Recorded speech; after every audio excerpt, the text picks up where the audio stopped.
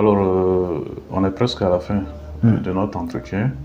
Alors, il se trouve que l'acte sexuel est un élément fondamental. Exact. Dans l'équilibre, dans l'épanouissement des couples. Exact. Peut-être que ce qui peut amener l'homme ou même la femme à avoir le regard ailleurs, comme vous le disiez. Alors, pensez-vous qu'une seule épouse est à même de combler cette satisfaction à un homme qui peut-être a des ardeurs beaucoup plus développées? En tout cas, à ce niveau, quel est votre regard? Non, déjà, il faut rappeler que la vie, c'est une question d'éducation. Ok. Parce que si on va aller sur le domaine des ardeurs, on va dire même que 4 ne suffisent pas à certains hommes. Machallah, ok. Voilà. C'est une question d'éducation. D'accord. C'est une question de maîtrise de soi. Et c'est une question de contentement. Et le prophète sallallahu alayhi wa sallam dit que l'âme riche, c'est celle qui se contente de ce que Allah lui a donné. Deuxièmement, l'islam nous dit de ne pas se refuser à son conjoint. Okay. Si ton épouse a envie de toi, va vers elle. Si ton époux a envie de toi, va vers lui. Il n'y a pas de limite entre conjoints et à aller sexuellement l'un vers l'autre. Mieux, cela est récompensé comme une bonne action. Parce que c'est ce que le prophète sallallahu alayhi wa sallam a dit à ses compagnons. Si l'un de vous honore son épouse, Dieu lui donne une récompense.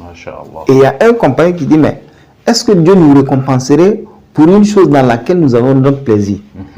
Et le prophète sallallahu alayhi wa sallam de lui demander, si vous aviez fait ça en dehors du mariage, est-ce que Dieu allait vous punir pour cela? Ils disent oui, Dieu allait nous le compter comme péché. Et le prophète sallallahu alayhi wa sallam leur dit donc, il est de la justice de Dieu. Tout comme il vous punira. Si vous faites en dehors du mariage, Dieu vous récompenser si vous vous satisfaisiez à l'intérieur du mariage. Voilà, si vous vous satisfaisiez à l'intérieur du mariage. Donc, c'est pour dire que l'acte sexuel, ce n'est pas une mauvaise chose. Et ce n'est pas dégoûtant. Ça rapproche les conjoints. C'est un acte qui est récompensé par l'islam.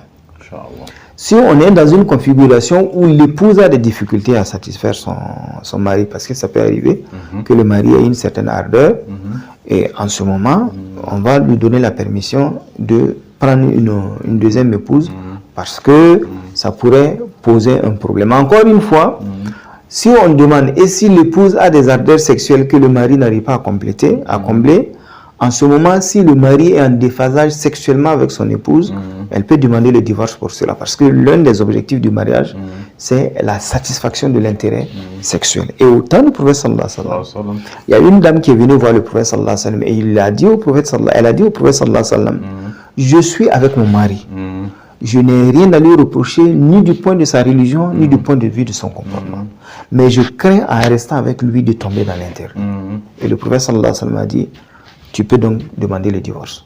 Voilà, c'est-à-dire que son mari, c'est un adorateur, c'est un musulman, il est pieux, il ne fait rien de mal, mais sexuellement, il n'arrive pas à satisfaire son épouse comme elle le souhaiterait.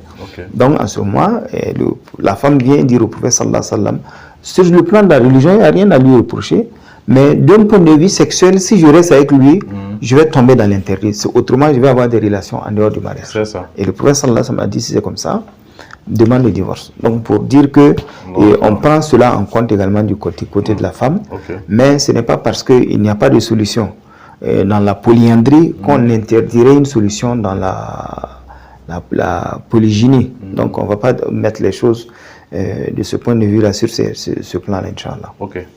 Alors, juste en quelques secondes, toujours sur la sexualité, les gens n'en parlent pas parce que c'est un peu un élément tabou. Alors souvent, au nom de la religion, vu ce que l'islam condamnerait, comme ce que vous êtes en train de dire, une femme qui se refuse à son mari ou l'un dans l'autre, souvent on se donne parce que nous sommes liés par le mariage, mais de la mauvaise manière. Alors, qu'avez-vous à dire à ces hommes qui partent chez leurs femmes juste pour ça, répondre à l'acte conjugal, et également les femmes? Alors, non, d'abord, ce qu'il faut rappeler, en fait, les conjoints ne sont pas des machines sexuelles. C'est pas comme une machine à l'heure dite, on branche, et puis après on débranche, et puis on attend encore le moment pour rebrancher. Non. En fait, c'est une complicité de longue durée. Et au temps du prophète sallallahu alayhi wa sallam, par exemple, il a fait la course avec son épouse, c'est-à-dire à cheval. et qui va faire plus vite que l'autre. Et avec son épouse également, il y a des jeux, comme je l'ai dit tout à l'heure, quand le prophète sallallahu alayhi wa sallam entrait à la maison, il s'amusait avec sa maisonnée comme un enfant. Donc quand on crée ce climat-là, en fait, la relation sexuelle ne vient pas comme un devoir, mais ça vient comme un plaisir. Super. Et ce qu'on va ajouter, c'est que le prophète sallallahu alayhi wa sallam a interdit aux hommes d'aller de façon brute vers leurs épouses. Il dit dans un hadith, n'allez pas à vos épouses comme le coq va à la poule. Envoyez des messagers. Et les compagnons ont demandé c'est quoi les messagers. Il dit les messagers, ce sont les paroles douces, ce sont les caresses. Actuellement, on connaît ça comme étant les préliminaires à l'acte sexuel, mais islamiquement, c'est des éléments qui existent. On ne va pas brutalement à son épouse, on la prépare par des caresses, par des mots doux. Et le prophète sallallahu alayhi wa sallam aimait l'odeur et il dit les bonnes odeurs et il dit que les meilleurs cadeaux ce sont les parfums. Parmi les meilleurs cadeaux, il y a le parfum. Donc ça veut dire que on a cette invite que l'islam nous fait de se parfumer, de sentir bon pour son épouse et pour son époux. C'est quand il s'agit de sortir qu'on va dire à la femme de faire attention au parfum qu'elle met, mais dans sa maisonnée, avec les habits, elle se parfume, elle doit être dans la séduction, dans la belle présentation pour son mari, tout comme le prophète sallallahu alayhi wa sallam l'a dit. J'aime que ma femme se pare pour moi, moi aussi j'aime me parer pour ma femme. Également, l'homme va se parer, il va s'habiller, il va être d'une hygiène irréprochable parce que dans le moment d'intimité, ce que l'on sent le plus, c'est l'odeur de la bouche, c'est l'odeur des aisselles. Et ça peut indisposer et ne pas amener à ce que l'acte sexuel se passe dans les meilleures conditions. Donc, il y a cet aspect-là. Et j'ajoute que le prophète sallallahu alayhi wa sallam a également dit qu'une fois que tu es satisfait, c'est-à-dire au moment où l'homme est satisfait sexuellement, le prophète sallallahu alayhi wa sallam dit ne te retire pas avant de t'assurer que ton épouse est satisfaite également. Donc il n'y a pas, c'est pas un objet. J'ai fini, je prends, je jette et puis la prochaine fois je vais. Non, non. Vous êtes en symbiose et vous devez tenir compte de l'intérêt sexuel de l'un et de l'autre pour que la dimension couple puisse fonctionner longuement, Inch'Allah. Masha'Allah, merci. Je vous en prie. Également, en petite parenthèse, parce que la polygamie, c'est un droit évoqué dans le Coran. Alors, aujourd'hui, on constate à travers certains plateaux, ici, peut-être ou bien ailleurs, sur les réseaux sociaux, la polygamie tend à être présentée comme quelque chose comme une perversité. Il y a même au sein des musulmans, des gens qui ont de l'aversion envers ce droit-là. Alors, en quelques secondes, qu'avez-vous à dire? Bon, que des non-musulmans soient contre la polygamie, ce n'est pas extraordinaire. Et même si dans la tradition biblique, la polygamie n'est pas interdite, et mieux que les patriarches ou les grands prophètes cités dans la Bible aient été polygames, ça c'est des faits avérés. Nous sommes dans un conflit de civilisation entre guillemets parce que dans la mondialisation, il y a des gens qui se sont donné la mission de choisir ce qui devait être le modèle pour toute l'humanité et de bannir, selon eux, ce qui ne mérite pas d'être appelé au rang des traits que l'humanité devrait adopter. Donc vous avez des gens qui tiennent qui élaborent cette théorie, vous avez des gens qui embouchent cette théorie, vous avez des gens qui apportent de l'eau au moulin de cette théorie qui consiste à dire que la polygamie serait une mauvaise chose, alors qu'en Occident, le polyamour serait une bonne chose. Le polyamour, c'est le fait pour une personne d'être mariée et de pouvoir vivre sentimentalement une autre relation avec une autre personne dans la connaissance pleine et acceptée de son conjoint de mariage. Donc, ils appellent ça le polyamour. Vous avez la possibilité, dans ces pays-là, d'épouser des gens du même sexe que vous. Cela est normal. Et si on s'en prend à ce genre de situation, on estime que on est anti-homosexuel, on ne respecte pas la liberté sexuelle des uns et des autres. Donc, parce que cette culture occidentale que l'on veut ériger comme un modèle pour tout le monde dit que toutes les valeurs ou toutes les pratiques qu'elle sécrète ont rang d'universel, alors que ce qui viendrait des autres serait barbare et ne mériterait même pas une considération. Donc, pour me résumer, Le musulman qui dirait que la polygamie est une mauvaise chose devient mécréant. Pourquoi il devient mécréant? Parce qu'il estime qu'il est plus savant que Dieu. Et Dieu dit qu'il a permis la polygamie. Celui qui vient interdire la polygamie ou blâmer la polygamie remet en cause le jugement divin. Il n'est pas interdit pour le musulman de dire moi je ne vais pas être polygame. C'est un choix que le verset a donné. Le verset ne nous oblige pas à être polygame. Le verset dit épouser 2, 3, 4. Mais si vous craignez d'être injuste, alors une seule.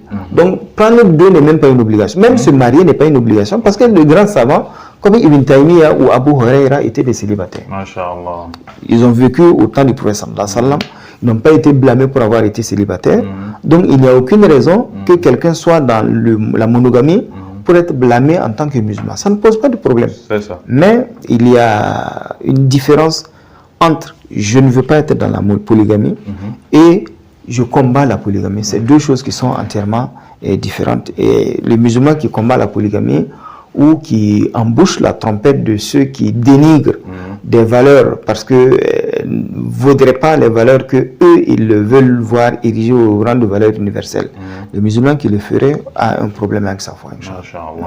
Pour finir, en 2 mots, alors pour ceux qui sont monogames, alors votre conseil à leur endroit, ceux également qui sont polygames, le même conseil pour que, étant musulmans, on puisse recadrer déjà les incohérences qui existent afin de parfaire la stabilité du couple. Non, pour ce qui est de monogames, mais avant les monogames, les célibataires.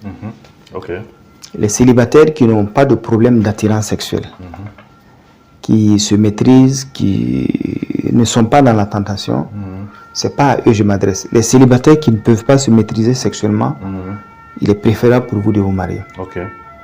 Quant aux monogames, si vous gérez votre épouse, si votre épouse vous gère parfaitement, et si votre vie à 2 vous convient, il n'y a aucun blâme sur vous.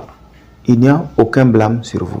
Au temps du prophète sallallahu alayhi wa sallam, Fatima a demandé au prophète sallallahu alayhi wa sallam de demander à Ali que la condition de son mariage avec Ali soit que Ali soit monogame aussi longtemps qu'elle sera son épouse. Et il a respecté ça. Et dans un hadith, le prophète sallallahu alayhi wa sallam a dit les conventions qui méritent le plus d'être respectées sont celles qui sont relatives au mariage. Si vous vous entendez avec votre femme avant le mariage d'être monogame, vous devez rester dans l'observance de l'engagement que vous avez pris avec votre épouse. Si vous remettez en cause l'engagement, il est de la possibilité ou du droit de la femme de demander le divorce pour non-respect de votre engagement initial. Donc, c'est rappeler ça et dire également à ceux qui sont dans la polygamie qu'ils prennent une charge lourde. Parce que le Coran nous avertit. Si vous craignez de ne pas être juste, alors une seule. Celui qui prend 2 s'oblige à être juste. Et le prophète sallallahu alayhi wa sallam dit que le signe caractéristique des polygames injustes, c'est qu'ils viendront avec la moitié de leur corps pourri. Parce qu'ils ont été injustes vis-à-vis de l'une ou de l'autre de leurs épouses. Et il faut faire beaucoup attention à cet élément. Ce n'est pas un élément de mode. Il faut penser aux responsabilités que la polygamie induit. Il faut planifier la relation entre les enfants de plusieurs épouses pendant que vous êtes en vie, pour que après votre départ, il n'y ait pas cette désunion qui existe, qui n'est pas caractéristique au couple polygame, parce que vous avez des familles monogames où les enfants ne s'entendent pas, vous avez des couples recomposés où monsieur avait épousé une première, elle est décédée, il y a eu divorce, elle a pris une deuxième, les enfants de la première et de la deuxième ne s'entendent pas, c'est pas lié à la polygamie, mais la configuration de la polygamie se prête à ce qu'il y ait ce genre de dissension, si surtout le mari n'a pas joué son rôle d'équité, de justice, et si les épouses ont transposé sur les enfants de leur coépouse la rivalité qu'elles ont entre elles. Donc c'est des choses que l'islam nous interdit, et le Coran nous dit aucune âme ne portera la charge d'aucune autre. Si vous avez des choses à régler avec votre coépouse, réglez ça en adulte avec votre coépouse. Ces enfants n'y sont pour rien, votre mari n'y est pour rien. Parce que si vous nuisez aux enfants de votre coépouse, en fait, vous nuisez aux enfants de votre mari. Et c'est une injustice, c'est un comportement qui est condamnable, qui est blâmable. Et l'islam nous demande d'éviter ce genre de situation. Et d'ailleurs, la vie nous charge, en fait, d'expériences qui montrent que quand on a été méchant avec les enfants de la coépouse, ils ont tendance à mieux réussir que les enfants que nous avons nous-mêmes. Voilà. Donc il faut être correct, il faut être vertueuse vis-à-vis des enfants de l'autre, et Allah va bénir les enfants que nous avons, et surtout se rappeler que nous sommes sur terre juste pour quelques jours. Voilà. Imam, merci beaucoup pour cet échange assez fructueux pour la Oumma à travers la tribune recadrage. Qu'Allah vous récompense. Amen. Et à la prochaine fois, nous reviendrons sur le cas des réseaux sociaux, le mariage difficile des célibataires. Alors, quelles sont les astuces pour régler ça? Pour régler ça, Inch'Allah. Voilà. Merci bien. Salam alaikum. Wa alaikum salam wa rahmatullahi wa barakatuh.